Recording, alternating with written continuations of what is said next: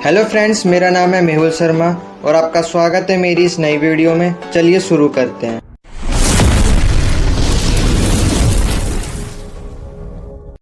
दोस्तों, आज हम इस वीडियो में करने वाले हैं कम्युनिकेशन इन प्रोफेशनल लाइफ का पहला यूनिट। तो एक बार आप इसका कंटेंट देख सकते हैं कि इसमें आने क्या वाला है आपको, है ना। थ्योरी आने वाली बिजनेस कम्युनिकेशन की, और बिजनेस कम्युनिकेशन मैंने अलग से ही आपको पढ़ा रखा है। इसकी भी आपको मैं लिंक दे दूंगा डिस्क्रिप्शन में, वो जाके वीडियो आप देख लीजिएगा ना। एक बार आप इसका कंटेंट देख लीजिए। आप इसमें लैंग्वेज ऑफ बिजनेस कम्युनिकेशन है, कल्चरल कंपोनेंट्स थोड़े से आ जाएंगे, और मिस कम्युनिकेशन और इफेक्टिव कम्युनिकेशन। वैसे तो मैं बिजनेस कम्युनिकेशन में ये सब चीजें करवा चुका हूँ, है ना, लेकिन इसमें दो चार टॉपिक ऐसे थे जो मुझे लगा कि अलग से आपको अलग से समझा देने चाहिए, है ना।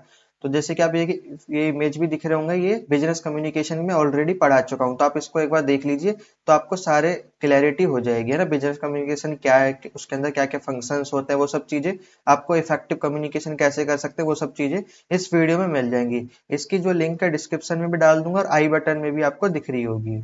तो ये वीडियो मैं बस इसलिए बना रहा हूँ क्योंकि दो चार टॉपिक थोड़े से अलग है ना, जो इस वीडियो में कवर नहीं है, तो वो टॉपिक कवर हो जाए इसलिए मैं ये बना रहा हूँ, ठीक है। लेकिन आधे से ज्यादा इस वीडियो में कवर हो जाएंगे। तो चलिए शुरू करते हैं। यूनिट 1 आपका कम्युनिकेशन इन प्रोफेशनल लाइफ। तो सबसे पहले हम देखेंगे थ्योरी ऑफ बिजनेस कम्युनिकेशन।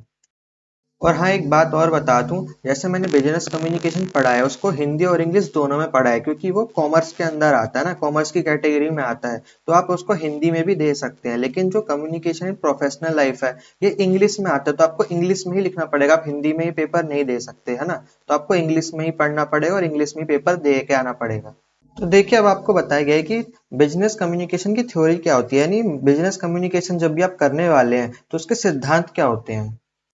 तो देखिए, बिजनेस कम्युनिकेशन का जो पहला प्रिंसिपल है वो यही है कि ऑर्गेनाइजेशन में इफेक्टिव कम्युनिकेशन हो सके, है ना। इंफॉर्मेशन एक्सचेंज हो सके इफेक्टिवली, यानी एक जगह से दूसरी जगह इंफॉर्मेशन अच्छे से जा सके ऑर्गेनाइजेशन में। ऑर्गेनाइजेशन का मतलब यहाँ पे कोई भी कंपनी या बिजनेस से है। अब देखिए यहाँ पे क्या क्या चीजें इंक्लूड हो जाती हैं, जैसे कि ऑडियंस। ऑडियंस में कोई भी ऑडियंस हो सकती है, मैनेजर, एम्प्लॉय, है ना, ओनर, ये सब ऑडियंस है। फिर सेलेक्टिंग अप्रोप्रिएट चैनल। अब चैनल कौन सा हो सकता है बात करने का, ईमेल के सहारे बात कर सकते हैं, ओरली बात कर सकते हैं, है ना।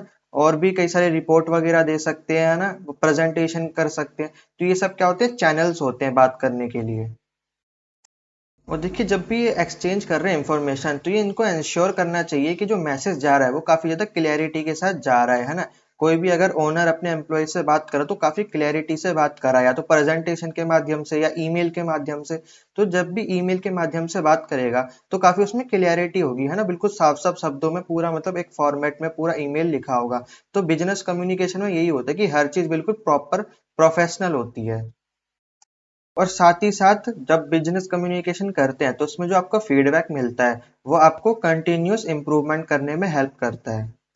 अब देखिए, अगर आप अपनी नॉर्मल लाइफ में बात करेंगे तो कोई आपको इतनी जल्दी फीडबैक नहीं देता, लेकिन अगर आप प्रोफेशनल लाइफ में काम कर रहे हैं, किसी कंपनी में काम कर रहे हैं, तो जो भी आप काम करेंगे तो उसका आपको तुरंत फीडबैक दिया जाता है कि ये काम आपने अच्छा करा है, बुरा करा है, और आपको कितना इंप्रूवमेंट उसमें करना चाहिए। तो प्रोफेशनल लाइफ में आपको जल्दी से जल्दी अच्छा अच्छा फीडबैक आपको देखने को मिलता है। तो बिजनेस कम्युनिकेशन का जो मेन मकसद है, यानी जो मेन ऑब्जेक्टिव है, वो यही है कि जो एनकोडिंग और डिकोडिंग हो रही है मैसेज की, वो प्रॉपर तरीके से हो। एनकोडिंग मतलब जो बोलने वाला व्यक्ति जो भी उसको बोल रहा है सामने वाले को, जो सामने वाला व्यक्ति उसके मैसेज को समझ रहा है, यानी उसको डिकोड कर रहा है। तो ये जो एनकोडिंग और डिकोडिंग चल रही है ये काफी प्रॉपर वे में होनी चाहिए, तभी वो बिजनेस कम्युनिकेशन एक प्रोफेशनल तरीके से मानी जाएगी। और देखिए, जो बिजनेस कम्युनिकेशन है इसका जो सिद्धांत है, यानी इसका जो मेन प्रिंसिपल है, वो सक्सेसफुल तभी हो पाएगा जब जो कल्चरल नुआंसेस है उसके बीच में इफेक्टिवली कम्युनिकेशन हो पाएगा। तो देखिए, कल्चरल नुआंसेस मतलब जो अलग अलग टाइप के जो लोग होते हैं जिनका अलग अलग कल्चर होता है, उनको कल्चरल नुआंसेस बोलते हैं, यानी डिफरेंट टाइप के कल्चर। अब आप किसी भी कंपनी में काम करेंगे, ये तो नहीं होगा आप जहां से बात करें वहां पे सब नॉर्थ इंडियन ही होंगे, है ना। साउथ से भी हो सकते हैं, वेस्ट से भी हो सकते हैं, आसाम वगैरह की साइड से हो सकते हैं, मराठी हो सकते हैं, बंगाली हो सकते हैं। तो अलग अलग कल्चर के लोग हो सकते हैं। तो बिजनेस कम्युनिकेशन तभी सक्सेसफुल हो सकती है जब आप अलग अलग लोगों के साथ अच्छे से कम्युनिकेट कर पाए। आप बंगाली के साथ, मराठी के साथ, बिहारी के साथ, असमी के साथ, है ना, साउथ के साथ, अगर इन सब के साथ आसानी से बात कर पा रहे, कम्युनिकेशन कर पा रहे हैं, तो ही आपकी जो बिजनेस कम्युनिकेशन है वो सक्सेसफुल हो पाएगी। तो आपको बिजनेस कम्युनिकेशन का मेन सिद्धांत समझ आ गया। मेन सिद्धांत यही है कि जो कम्युनिकेशन हो रही है वो एक प्रोफेशनल तरीके से बिल्कुल क्लैरिटी के साथ हो। अब देखिए बिजनेस कम्युनिकेशन क्या होता है। तो देखिए नॉर्मल जो कम्युनिकेशन कर रहे हैं बस वो बिजनेस से रिलेटेड होनी चाहिए, तो बिजनेस कम्युनिकेशन हो जाती है, बस इतनी बात आपको याद रखनी है। तो देखिए business communication refer to exchange of information. अब इंफॉर्मेशन का एक्सचेंज हो रहा है कहाँ पर? ऑर्गेनाइजेशन में। ऑर्गेनाइजेशन क्या है? कोई भी कंपनी या कोई भी बिजनेस हो गया या कोई भी ऑर्गेनाइजेशन जो इंडस्ट्रीज वगैरह हो गई। तो ये जब चीजें जो ऑर्गेनाइजेशन है, बैंक वगैरह हो गए, तो ये सब चीजें में जो इंफॉर्मेशन एक्सचेंज हो रही है ये सब क्या होती है? बिजनेस कम्युनिकेशन में आती है। बस एक ऐसी कम्युनिकेशन जो बिजनेस से रिलेटेड हो रही है।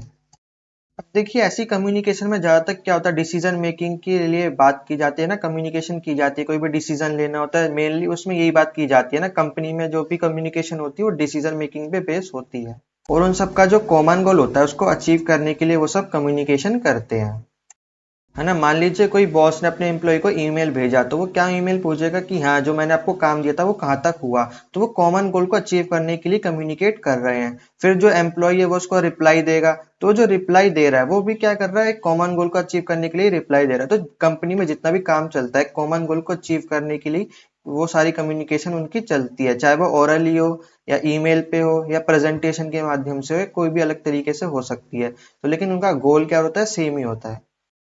अब देखिए बिजनेस कम्युनिकेशन करने के लिए कई सारे चैनल्स हो सकते हैं। तो रिटर्न डॉक्यूमेंट्स यानी आप लिखित में कोई कम्युनिकेशन कर रहे हैं, वर्बल एक्सचेंज यानी आप ओरली एक दूसरे से बातचीत कर रहे हैं प्रेजेंटेशन के माध्यम से, या इलेक्ट्रॉनिक कम्युनिकेशन। इलेक्ट्रॉनिक कम्युनिकेशन मतलब फोन पर या ईमेल के माध्यम से। तो देखिए एक इफेक्टिव बिजनेस कम्युनिकेशन काफी ज्यादा जरूरी होती है, क्योंकि इसकी वजह से कोलैबोरेशन और अंडरस्टैंडिंग और ओवरऑल जो ऑर्गेनाइजेशन है उसकी सक्सेस डिपेंड करती है। तो किसी भी बिजनेस में जो एम्प्लॉय का जो बिहेवियर है या फिर जो उनका जो रिलेशनशिप है वो जितना ज्यादा स्ट्रांग होगा, वो कंपनी की जो ग्रोथ है उतनी ज्यादा ही होगी। तो कंपनी के बीच एक अच्छा रिलेशनशिप मेंटेन होना चाहिए, तभी कंपनी क्या करेगी? ग्रोथ करेगी। और अच्छा रिलेशनशिप कब मेंटेन होगा? जब एक इफेक्टिव कम्युनिकेशन हो पाएगी।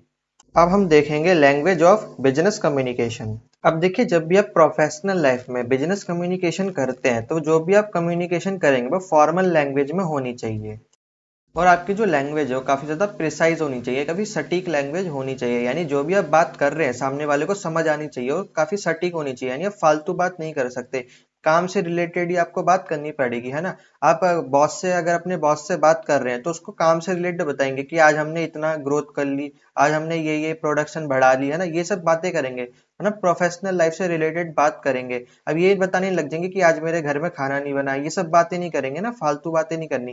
काफी प्रिसाइज लैंग्वेज में और फॉर्मल लैंग्वेज में आपको बात करनी पड़ेगी। और देखिए क्लैरिटी काफी ज्यादा इंपॉर्टेंट होती है। जब भी आप बिजनेस कम्युनिकेशन कर रहे हैं तो उसमें क्लैरिटी आपकी होनी चाहिए। चाहे वो आप ईमेल लिख रहे हैं तो ईमेल में कोई भी वर्ड गलत नहीं होना चाहिए, बिल्कुल एक्यूरेट वर्ड होना चाहिए और काफी प्रिसाइज होना चाहिए, है ना। जो भी आप बोल रहे हैं वो भी आपको मतलब ऐसे हकला के नहीं बोलना है, मतलब अच्छी तरीके से बोलना है, डर डर के नहीं बोलना है, बिल्कुल कॉन्फिडेंस में बोलना है। और पूरी अपनी जो बात है पूरी की बात रखनी है, नहीं आधी कह के ही छोड़ दी। तो क्लैरिटी आपकी भाषा में होनी चाहिए, लैंग्वेज में होनी चाहिए। और आपकी एक प्रोफेशनल टोन भी होनी चाहिए। अब आपने बड़े बड़े जो बिजनेसमैन है उनको कहते हुए सुना होगा, कितनी कॉन्फिडेंस सीधे खड़े होकर बिल्कुल भारी आवाज में बोलते हैं ना, उनकी एक टोन होती है। तो वैसी टोन में आपको बोलना पड़ेगा बिजनेस कम्युनिकेशन में। तो बिजनेस कम्युनिकेशन में आपको एक प्रोफेशनल टोन रखनी पड़ेगी और उसकी प्रैक्टिस भी करनी पड़ेगी कि सामने वाले के साथ कैसी टोन में बात किया जाता है। और इसकी वजह से जो स्टेक होल्डर्स होते हैं उनके बीच में कोलैबोरेशन और अंडरस्टैंडिंग काफी ज्यादा बढ़ जाती है। अब हम देखेंगे कल्चरल कंपोनेंट्स। अब आप किसी भी कंपनी में जाएंगे तो आपको एक टाइप के लोग नहीं मिलेंगे, अलग अलग कल्चर के लोग मिलेंगे, यहाँ तक कि अलग अलग रिलीजन के लोग भी आपको मिलेंगे। तो सबसे पहले हम देखेंगे क्रॉस कल्चरल कम्युनिकेशन। यानी जब दो अलग अलग कल्चर के लोग एक साथ कम्युनिकेशन करते हैं तो उसे क्रॉस कल्चर कम्युनिकेशन बोलते हैं। तो देखिए cross culture communication involve effectively exchange information, यानी जो इंफॉर्मेशन है उसका इफेक्टिवली एक्सचेंज होना है किसके बीच? Ideas between peoples from different culture और बैकग्राउंड। जो मतलब अलग अलग कल्चर और अलग अलग बैकग्राउंड के जो लोग हैं उनके बीच में जो इंफॉर्मेशन है उसका इफेक्टिवली एक्सचेंज होना ही क्रॉस कल्चरल कम्युनिकेशन कहलाता है। और इस इफेक्टिव कम्युनिकेशन की वजह से उन दोनों कल्चर के डिफरेंट डिफरेंट कल्चर के लोगों के बीच में अंडरस्टैंडिंग और कोलैबोरेशन बढ़ जाता है। अब देखिए अगर आपको इफेक्टिव कम्युनिकेशन करनी है तो इसके लिए आपको सबसे पहले उसके कल्चर के साथ अवेयर होना पड़ेगा। कोई भी कल्चर आपको उसको जानना पड़ेगा कि हाँ वो कौन सी भाषा बोलता है, कैसे कैसे वर्ड यूज करता है, या फिर वो कैसे रहता है, उसके खाने का तरीका कैसे, चलने का तरीका कैसा है, उसको ऑब्जर्व करना पड़ेगा, उसके कल्चर को समझना पड़ेगा, तभी आप उसके साथ कंफर्ट महसूस कर पाएंगे, है ना, उसके साथ मतलब कोलैबोरेशन कर पाएंगे। तो उसके कम्युनिकेशन स्टाइल को समझिए और उसकी रिस्पेक्ट करिए, है ना। अलग अलग कल्चर के अलग अलग तरीके होते हैं, तो हमें हर कल्चर को रिस्पेक्ट करना चाहिए। अगला है कल्चरल शॉक। अब देखिए कल्चरल शॉक क्या होता है। मान लीजिए आप किसी भी कंपनी में गए, अब आपको डिफरेंट डिफरेंट टाइप के लोग देखने को मिले, है ना। अब आपको उसमें एडजस्ट होने में दिक्कत आ रही है ना। कोई अलग भाषा बोल रहा है, कोई अलग भाषा बोल रहा है, कोई अलग खा रहा है, कोई अलग तरीके से चल रहा है, कोई अलग तरीके से बोल रहा है। अब आपको समझ नहीं आ रहा है कि अब आपको रहना कैसे, है ना। तो ये क्या होता है, कल्चरल शॉक होता है। तो ये किसको होता है, एक इंडिविजुअल को होता है जो अलग अलग टाइप के कल्चर को एक्सपीरियंस करता है ना। आप एकदम से किसी कंपनी में गए, वहां पर डिफरेंट डिफरेंट टाइप के लोग हैं, तो आपको क्या हो जाएगा, एकदम से कल्चरल शॉक हो जाएगा। शॉक मतलब होता है सदमा लगना, है ना। आपको सदमा लग जाएगा कि एकदम से कि अब मैं यहाँ पे कैसे रहूंगा, यहाँ पे तो कोई अलग भाषा बोल रहा है ना, कोई मेरी बात समझ ही नहीं रहा है ना। अब उनको आप कैसे अपनी समझाएंगे। तो आपको जो एडजस्ट होने में जो डिफिकल्टीज होती है, तो इसको बोलते हैं कल्चरल शॉक, यानी जो सांस्कृतिक सदमा लगना। तो देखिए ये सडन होता है, यानी एकदम से होता है। जब आप न्यूली ज्वाइन करते हैं ना किसी भी कंपनी में, आप एकदम से या तो इंटरव्यू देने गए, या तो जब आपने एकदम से इतने सारे कल्चर के लोग देख लिए, या फिर आपने पहली ज्वाइन ली तब आपको इतने सारे लोग देखने को मिल गए, तो एकदम से सडन होता है। और काफी ज्यादा टाइम लग जाता है किसी एक बंदे को एडजस्ट होने में, है ना। अब डिफरेंट डिफरेंट टाइप के लोग हैं, उन सबके कल्चर को उसको समझना पड़ेगा, तो उसको काफी ज्यादा टाइम लग जाता है एडजस्ट होने में किसी भी कंपनी में। अगला होता है स्टीरियोटाइपिंग, जिसे हम रूढ़िवाद भी बोलते हैं। रूढ़िवाद मतलब जो पुराने ख्यालात के होते हैं, जो पुरानी सोच रखते हैं। तो देखिए स्टीरियोटाइपिंग में क्या होता है कि कोई भी व्यक्ति किसी एक पर्टिकुलर ग्रुप को लेकर ना, कुछ ही लोगों का समूह है उसको लेकर उसकी एक अलग ही भावना या आइडियाज होते हैं, है ना। किसी भी लोगों को, कम्युनिटी या ग्रुप को देखेगा और वो समझेगा कि हाँ ये ऐसे लोग ऐसे होते हैं, है ना, ये वाले लोग ऐसे होते हैं। तो मन में उसके क्या आइडियाज आने लगेंगे कि हाँ, ये वाले लोगों से दूर रहना है, इन वाले लोगों के पास रहना है ना। उसके मन में एक आइडिया चलता रहता है, तो इसी को बोलते हैं स्टीरियोटाइपिंग करना, है ना। रूढ़िवादिता इसे कहते हैं कि मतलब पहले किसी व्यक्ति को बिना उसे जाने या समझे उसके बारे में पहले से ही सोच लेना कि ये व्यक्ति ऐसा होगा। एग्जाम्पल के लिए बताऊं तो जैसे कि आपने सुना होगा कि बनियों के पास बहुत सारे पैसे होते हैं। अब एक व्यक्ति आपको मिला है ना, एक पर्टिकुलर ग्रुप आपको मिला, उन्होंने कहा कि हम बनिए, है ना, हम व्यापार वगैरह करते हैं, तो आपके मन में एक स्टीरियोटाइप बन जाएगा कि हाँ ये मतलब ये काफी ज्यादा अमीर होंगे, है ना। तो आपने किसी पर्टिकुलर ग्रुप को देखकर अपनी के विचारधारा ऐसी बना ली है, एक रूढ़िवादिता बना ली है कि आप जैसे इनको देखेंगे आपके मन में एक पहली इमेज आ जाएगी कि हाँ ये लोग ऐसे होने वाले हैं। अब देखिए ये एजप्शन करते हैं, ये जो आइडिया लगाते हैं कि किसी भी ग्रुप को देख कर के ये लोग कैसे होंगे, तो ये कैसे अंदाजा लगाते हैं। या तो वो उनका रेस देखते हैं, यानी कलर देखते हैं उनका कि गोरे हैं कि काले हैं, फिर उनका जेंडर देखते हैं, फिर उनका क्या देखते हैं, नेशनैलिटी देखते हैं कि इंडिया के हैं या किसी बाहर देश के हैं, है ना। अब कोई अफ्रीकन आ जाए, अब आप उसके मन में पहली थॉट बना लेंगे कि हाँ ये गरीब होगा, ये काले कलर का होगा, है ना। ऐसी ऐसी मतलब मन में आइडियाज आने लगेंगे, क्योंकि आप उसको कैसे कैटेगराइज कर रहे हैं, उसका कलर देख के, जेंडर देख के और नेशनैलिटी देखकर। अब मैं आपको ये एग्जांपल देखता हूँ। एक अमेरिका का बच्चा है, एक अफ्रीका का बच्चा और एक इंडिया का बच्चा है। अब आपके मन में पहली थॉट आ गया होगा, अमेरिका का है तो गोरा बच्चा होगा, अफ्रीका का है तो काला बच्चा होगा, और अगर इंडिया का है तो मतलब मिक्स होगा ना, सांवले कलर का होगा, आधा गोरा आधा सफेद, है ना। तो आपने पहले पता लगा लेते हैं, आपके मन में पहले से थॉट ही बना हुआ है कि मतलब नेशनैलिटी देखकर ही आप बता सकते हैं कि वो कौन से कलर का होने वाला है। और देखिए ये स्टीरियोटाइप बनाना काफी ज्यादा गलत होता है, पहले से किसी ग्रुप के बारे में अपनी विचारधारा तय कर लेना, तो ये वो बहुत ज्यादा गलत होता है। सामने वाले को पहले आपको जानना पड़ेगा, समझना पड़ेगा, है ना। वो कैसे रहता है, क्या करता है ना, वो कितना अच्छा अच्छा व्यक्ति है, उसके बारे में पहले आपको जानना पड़ेगा, फिर अपनी विचारधारा बनानी पड़ेगी। आप पहले उसके बारे में गलत सोच लेंगे तो फिर वो आपको गलत ही लगेगा, चाहे फिर कितना ही अच्छा व्यक्ति हो। तो देखिए आप किसी भी कंपनी में काम कर रहे हो, वहां पे आप स्टीरियोटाइपिंग कर रहे हैं कि ये ऐसा होगा, वो वैसा होगा, वो तो बहुत वैसा है ना। तो अब ऐसे ऐसे मन में चलता रहेगा ना आपके, तो इसकी वजह से काफी ज्यादा मिसअंडरस्टैंडिंग हो जाती है ना। और फिर अनफेयर जजमेंट भी हो जाते हैं, इसकी वजह से फिर काफी ज्यादा जो रिलेशनशिप है वो भी टूट जाते हैं, कोलैबोरेशन में दिक्कत आ सकती है, और कंपनी में भी इसका काफी ज्यादा इफेक्ट पड़ सकता है। तो आपको स्टीरियोटाइपिंग से बचना है, इसलिए आपको यहाँ पे पढ़ाया जा रहा है कि जब भी आप बिजनेस कम्युनिकेशन करते हैं तो स्टीरियोटाइपिंग से बचे। पहले आप व्यक्ति को समझे, उसकी विचारधारा क्या है, वो कैसे सोचता है ना, वो चीज क्या क्या करता है। सबसे पहले आप व्यक्ति को जानिए, है ना। पहले उसके मन में धारणा ना बना ली कि हाँ ये तो ये ऐसे करेगा, ये वैसे करेगा ना। इसकी वजह से आपके बीच में जो दरार है वो और भी ज्यादा बढ़ सकती है, तो आपको कम करनी है, दरारें बढ़ानी नहीं है। अब अगला है इथेनोसेंट्रिज्म, हिंदी में से बोलते हैं प्रजाति केंद्रिता। तो देखिए ये एक टाइप की टेंडेंसी होती है, यानी एक ऐसी प्रवृत्ति होती है जिसमें एक व्यक्ति अपने कल्चर को सुपीरियर मानता है और सामने वाले कल्चर की बुराई करता है, उसको कुछ भी नहीं समझता। मतलब वो दूसरे के कल्चर को, है ना, दूसरे व्यक्ति के जो भी अलग अलग कल्चर है उनको अपने कल्चर के हिसाब से उनके स्टैंडर्ड और वैल्यू को जज करता है। अब देखिए एग्जाम्पल के लिए, जैसे कि हम मंदिर चप्पल वगैरह बाहर उतार कर जाते हैं, वहीं अगर हम चर्चेस की बात कर ले तो सब जूते वगैरह पहनकर अंदर चले जाते हैं, है ना। तो अब कोई अगर ऐसा व्यक्ति होगा जो एंथोसेंट्रिज्म से प्रेरित होगा, है ना, उसके अंदर ये टेंडेंसी होगी, तो वह सामने वाले को जज करने लगेगा कि ऐसे देखो, ऐसे मतलब पवित्र उस घर में जूते चप्पलों के साथ ही घुस जा रहे हैं ना, वो ऐसे जज करने लग जाएगा। और भी कई सारे एग्जाम्पल हो सकते हैं, जैसे कि हमारे में शादी विवाह में काफी ज्यादा मतलब जो संस्कार है उनको मतलब महत्व दिया जाता है, लेकिन वहीं पे अगर हम किसी दूसरे की शादी की बात कर लें तो शादी होती है वो एक दूसरे को किस वगैरह कर लेते हैं, है ना। तो वहां पे अगर हम उनको देखेंगे तो हमको क्या लगेगा कि देखिए इनमें संस्कार नहीं है, कैसे वो मतलब कैसे कर ले सबके सामने, है ना, ये सब चीजें सोचने लगेंगे। तो इसी को बोलते हैं एंथ्रोसेंट्रिज्म, मतलब अपने कल्चर को सुपीरियर मानते हुए दूसरे के कल्चर को जज करना।